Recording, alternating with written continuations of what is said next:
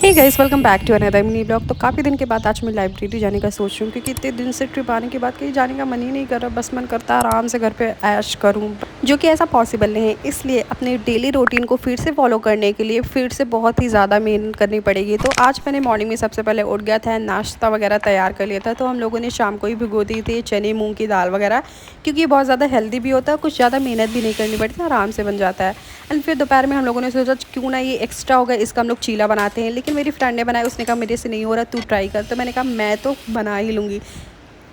भाई ये हो नहीं रहा, इतना पेशेंस नहीं है मेरे पास। मैं इसको बैठ के आराम से 1 घंटे के पास वो हो गया मेरा। एंड इतना ओवर स्मार्ट बनने के बाद फिर मैं बाहर कुछ खाने के लिए चली गई थी, जहाँ पे मैंने आलू का पराठा खाया था। इसको फिर लाइब्रेरी में आके थोड़ा मुंह चलाती हुई मैं पढ़ाई कर रही थी, क्योंकि मैं शांति से बैठ कर पढ़ाई नहीं कर सकती। मुझे कुछ ना कुछ चाहिए होता है खाने के लिए, खुद को जगाए रखने के लिए। उसको भी भैया ने कॉल किया कि आपका पार्सल आया।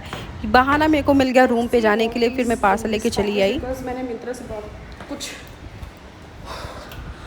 ऑर्डर किया था, इसको देखो, क्योंकि मैंने मिंत्रा से बहुत कुछ ऑर्डर किया। देखते हैं